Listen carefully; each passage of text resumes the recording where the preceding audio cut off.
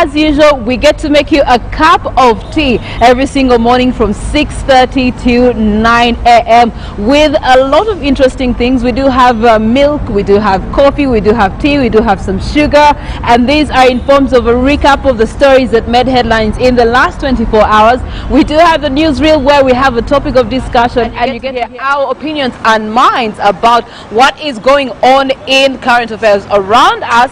Thereafter, of course, every Friday we do come to you with Good Morning Agenda, a roundup of the stories. Now this time round we are taking it from last week into this week. The elections 2021, from presidential to the most recent ones, mayoral and councillor. We will be having those discussions today. And of course, Ruben Pima is somewhere around looking for a football so that he can be able to practice while he comes up with sports update. Always on Good Morning Uganda.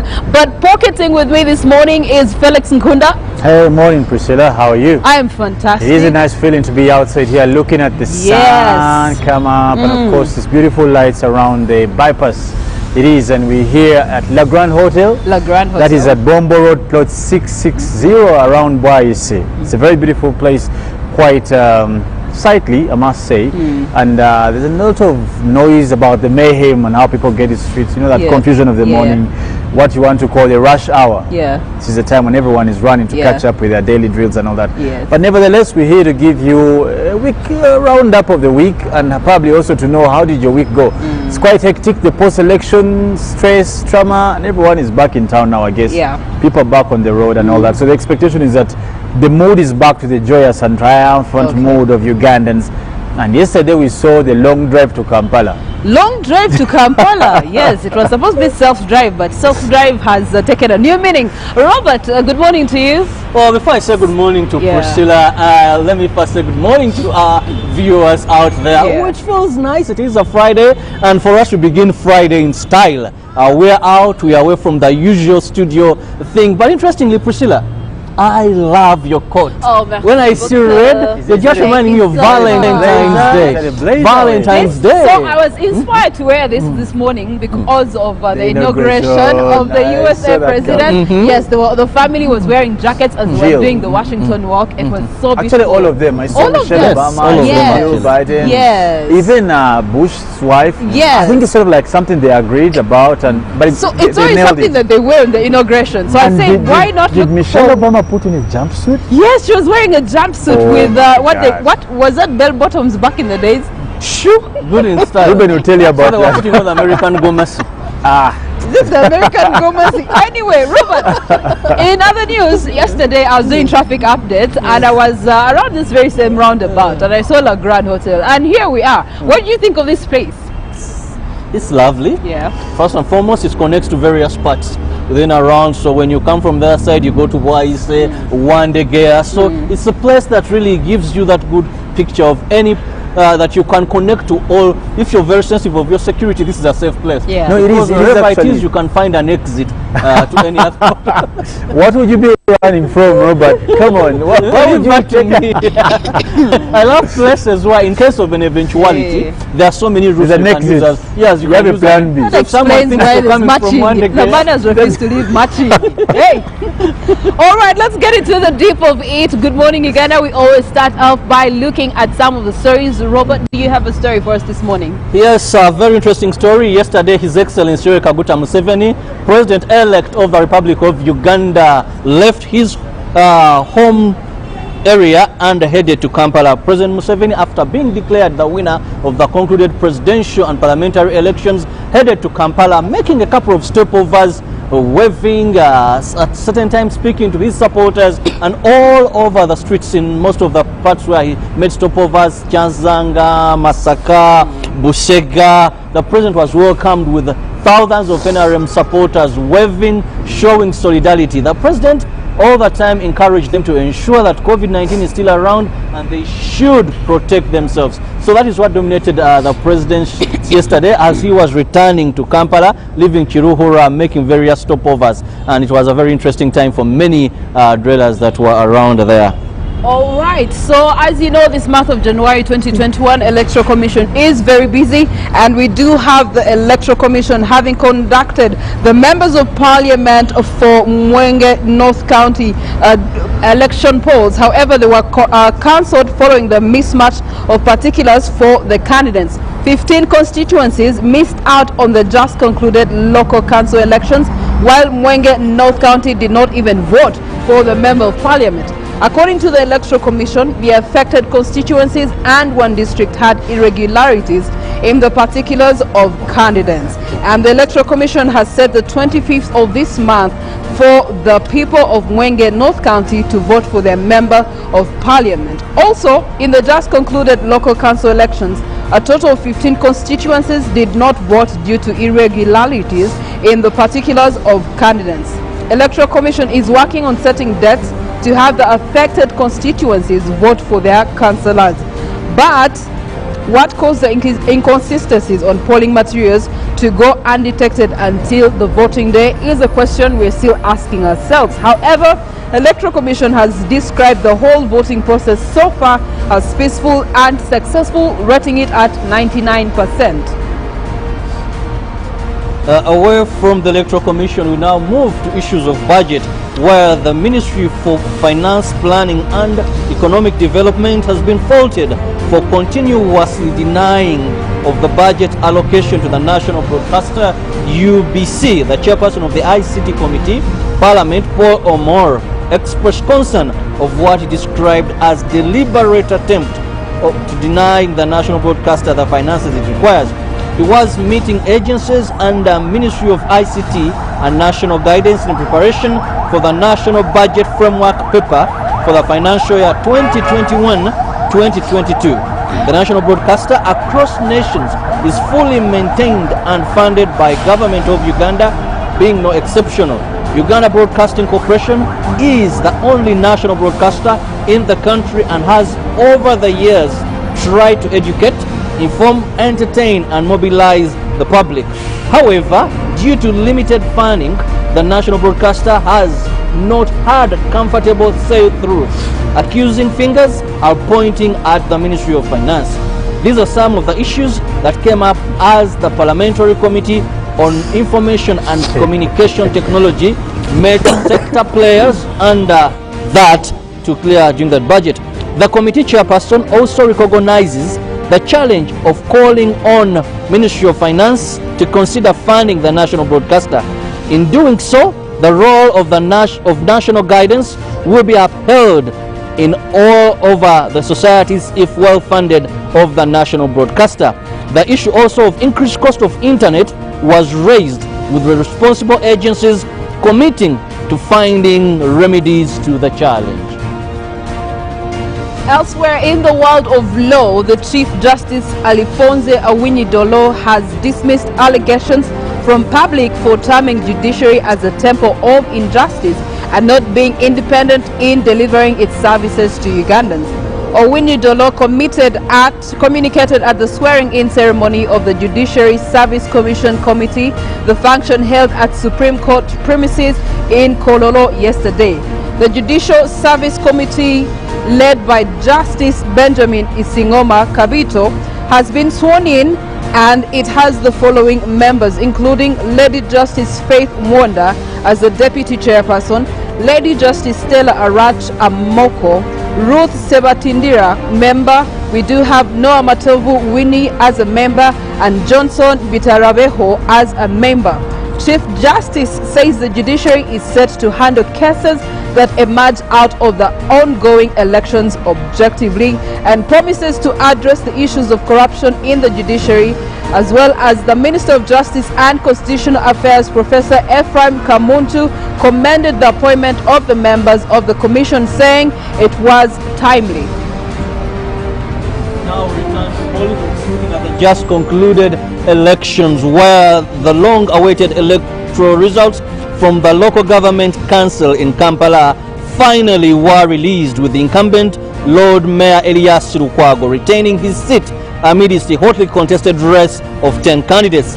The results were announced at Kolo Independence Grounds, where many had waited. The Lord Mayor race in Kampala was unique, and hotly contested the race that had 10 candidates. Among them was incumbent Lord Mayor Elias Lukwago, FDC's Nabila Nagai Sempala from the National Unity Platform, and also among others were several youth in the race. Two musicians, Jose Chameleon and also Daniel Kaziwe, known as Ragadi, were part of the race. After a long wait of sleepless nights at Kololo Terrace Center, incumbent Lord Mayor Elias Lukwago was declared the winner of the hotly contested mayor race with a sliding victory margin of 194,593 votes against his closest rival, that is Nabila Nagai Sempala from the National Unity Platform, who managed to collect 60,082 votes. Chief Magistrate Court sitting in Tungamo, presided over by Sarah Mponye Kolya, has extended the hearing of Mwesigwa Rukutana case till the 12th of April this year. Mwesigwa Rukutana is charged with 7 accounts, including malicious damage, robbery and attempted murder, among others. It's reminded that on the 5th of September 2020, during the NRM primary elections, chaos erupted in some parts of Rushenyi County in Tungamo district, where the incumbent member of parliament, Mwesigwa Rukutana, exchanged fights with close rival supporters of Naomi Kabasharira. It's also alleged that he pulled out a gun from his bodyguard and tried to shoot at his rivals. Since then, Rukutana has been battling with charges in courts of law. While appearing in court, Mwesigwa Rukutana, through his lawyer Murugangira Owen, requested to be given a chance to get his passport back and extend his bail and his bodyguards to get their guns back, which court has accepted. Very interesting stories there, and among which you have the Rukutana, that is a court case, so we still wait, we can't say much about it. But finally, now we know who is the Lord Mayor of Kampala. Elias Lukwago was declared against Salongo Elias Lukwago, against Nabila Sempala. Omulodi Mwali. But this was an interesting race. Many thought maybe the Noop something, but I think The Noop wave. Noop wave could take up. No, but the Noop wave took over elsewhere. Took over You elsewhere. see the councillors, how many are they? What about Directly elected councillors, there are Yes. 44 and 41 and Noop. Exactly. NRM has none. So the wave is FDC has still the functioning, the it's rest. still ongoing. Well, of course, one would say it is simply politics. The Yeah. judgment will definitely come at the revision of the 5 years that they'll Yeah. have in office. Our excitement can't be just simply bestowed in the wave and whatever. We'll judge them by their acts. But not spending so much time on that, Priscilla and Robert, I'll switch directly into our international stories now. In our first international story, we'll be looking at Joe Biden, who is the 46th sworn-in president of the United States of America. Now comes out to say that at least the U.S. COVID death toll is likely to rise to 500,000 next month. Now President Joe Biden has warned Americans that there are difficult days ahead regarding the coronavirus pandemic, and did predict that the U.S. death toll will surpass 500,000 next month. Now, of course, things are going to be a bit hard, he did acknowledge, but nevertheless, they are determined to give it a try. Joe Biden said that the White House on Thursday and the death toll will likely topple at least what has been expected. Now, for the past years, we could rely on federal government to act with the urgency and focus on coordination we needed, and now we have to see something much from our own confines. Now also crossing over to Baghdad, there we listen at least 32 people have been killed and 101 wounded in a rare twin suicide bombing that tore through the busy area of the central Baghdad on Thursday morning. Now Iraq officials say that Ministry of Defense and its spokesperson did come out to say that one of the two perpetrators lured a crowd of people towards him in a market in a central, that is Tehran Square, by feigning illness only to detonate an explosive with them. The second bomber struck the people helped victims of the first attack, and the same was done where he also detonated a bomb. Now the attack is the first twin bombing in Baghdad since January 2018. Nevertheless, the Ministry of Health said that the capital's hospital were being mobilized to treat the wounded, and to be causing assistance on the streets for the same causation.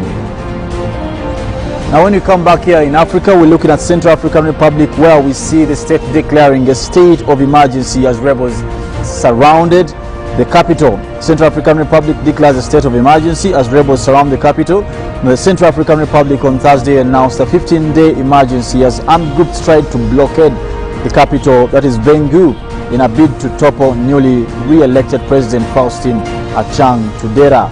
Rebels controlling about 2/3 of that is a preliminarily violent nation launched an offensive a week before the president election happened, that is in December 27, trying to blockade the Bangui and carrying out several attacks on key national highways. Now the state emergency has also been proclaimed across the nation and territories of at least 15 days, starting from midnight, and the president's spokesperson Albert Yokolo said over the nation radio. The expectation is that the government will take control and charge of the country and the capital in these 15 days. Well, of course, this is so fond of the African Republic that we've seen most of these attacks and insurgencies and sporadities over the years. But we must accept one of the biggest challenges of Congo, and I was talking to Robert yesterday, that one of the biggest challenges is that this country is like 4 times Uganda. If you put Uganda, you would fit Uganda 4 times in the Central African Republic. It is so big. It is so big a country that issues of governance are quite hard. And guess what? It's also filled up with a lot of forestry, vegetation. If you did a bit of geography, remember the savannah and and all those kind of things. Now, they're having over 5 different rebel groups in one country. Remember that there was attempted an attack, that is in the days before the election, around the 27th of December, now which wasn't successful. Remember that they sent troops from Russia, France, Belgium, and even South Africa to assist so that the election goes on. But even up till today, there are still challenges in the Central African Republic. Just like Felix, you rightly said, the challenge, first the vegetation cover. Because even the Lord's Resistance Army, Joseph Kony at one time. That used to be their advantage. That used to be one of their safe havens there. So that is a very big challenge. But like we've always said, the African Union, I think some of these things, even when you look at the troops that are coming in, you haven't had our African Union troops. You have people from Russia, you have so I believe Africa, we need to build capacity as a bloc so that we can better handle our issues. We need to empower, have standby armies. Look at what happened in Somalia. It had become a hard issue to solve. But under AMSOM, they have not yet gotten the victory. But there are tremendous steps that you can we've gotten Robert, to some level. we can question where's the African Union and its united forces in all of this conversation. But I think why we're having reference to the Russians and the French army is because of technology in terms of getting or engaging in war zones. Because if we have identified that this is majorly a tropical area, this does not require mostly on-ground trooping. It does require some sort of technology to start to do the detecting and things Priscilla, like that. what happened? Take it back to Somalia. Just to give you a case study, Somalia, America, all those foreign countries have tried. They didn't get the success that AMSOM forces have gotten. So Africa, when it comes to infantry, bush but over fight what and period all of time also has AMSOM so gotten that success you're talking about? Yes, it's been a period of time. Exactly. But even the foreign troops you're talking about in Central Africa, how long have they been there? You know, how long have they been there? And also I'll tell you that for all these Western world troops to come, they have interests. That this interest may not be African. That's why later on you hear reports, Felix, like minerals were stolen, they're getting jobs for their people. So I believe, I don't know if Felix agrees with me, that if Africa should sit down, our leaders should sit down and see how do we build capacity for such insurgencies. For that also to happen, this is the part where we miss Muammar Gaddafi. He was a strong leader who had actually committed to bring all of Africa together. I'm sure that he was really close to achieving up until he passed on. But actually, for me, I'll say this lastly, Priscilla, that where everything must exist, you must have a lining in terms of the will. Do we see the African leaders have the will to join forces? The biggest opportunity that has been presented to them is the African Union. Honestly, there is no better opportunity. That's the starting point. But let's look at the countries that have never focused. Some countries have never subscribed. Their issues of subscription, all these kind of things. When you talk about AMISOM, how many armies are in That's what I was Somalia. You going to have say, Burundi, because Uganda, and Kenya. If a country like Period. Uganda has 40 million, how much of it in numbers So of for me, army are going to actually be signed up for AMISOM? Yeah. Well, but anyway, it is what it is. ensure we do not have these insurgencies, and where they are, we can be able to handle them. Priscilla, Yes. what is that called? Oh, You know, there is a Sophia in London here. no, that is the Kampala Northern Bypass. And guess what? We do have dew that is building up right now. But what I've loved about this area is that the leadership of this area makes sure that there's traffic lights, there's street lights. These lights have been on until 7 a.m., which is 10 minutes ago. And it was actually looking very beautiful to see a lit street, a number of streets, which you don't have in the heart of the city. You don't have it in the CBD. Some are not functioning, but these are functioning. Yeah, they're exactly my functioning, point. yes. They are functioning. So to the leadership of YEC and this part of Kampala, thank you so much. I hope that the incumbent came back into Omurodi Mwari. Na yo Omurodi I know kola ku street there, Uganda Road, the likes of Lumumba Avenue. Those streets are dark, and yet these are streets that people use. You do have Buganda, yes, Buganda Road, Kampala Road. People have to depend on the lights that come in from the arcades, but the street lights are no-go area. Ginger Road, same story. Yes, so dear Omrodi, we shall write a letter to you in person. And maybe just to remind our viewer where we are at La Grande Hotel, that is plot 660 Bombo Road. It is a lovely place here. They have accommodation. There is a restaurant, that is I'm seeing Namakula restaurant. You can come here, accommodation. It is this what they call a 5-star hotel? They do have a swimming pool. It's a star hotel. That's what I can say. It has a star It has a somewhere. star somewhere in whatever it is. Okay, so Felix signing out. Well, of course, you may have chance to get yourself some laxity, as we talked about. This is a weekend. Today is Friday. We're heading into Saturday and Sunday, and for you to avoid a bit of Monday blues, get yourself some chill mood. Yeah. Come hang out at La Grande Hotel. They're nice beds. You talk about the suites. You love the Key suites. card. That's what I found so amazing. Key card. You just put the card on the machine. It opens for you. The lights are done by the key card. Lovely. So the technology is definitely up to standard. Competitive with the 5 stars that Robert is considering. It is good enough for that. But of course, we'll take a break. We'll have our song for the day. But when we come back, we'll dive into quite more interesting stories. We'll be discussing the week has been long. There's so much that we await. The week is getting started. It feels like it's a new year, I must tell, after elections. So we all up in high the gears. weather is new for us this morning. It's snowing in Uganda. But anyway, let's take a break, have our song for the day. When we come back, we'll pick it up from there. Good morning. January 2021. Live from UBCGMU.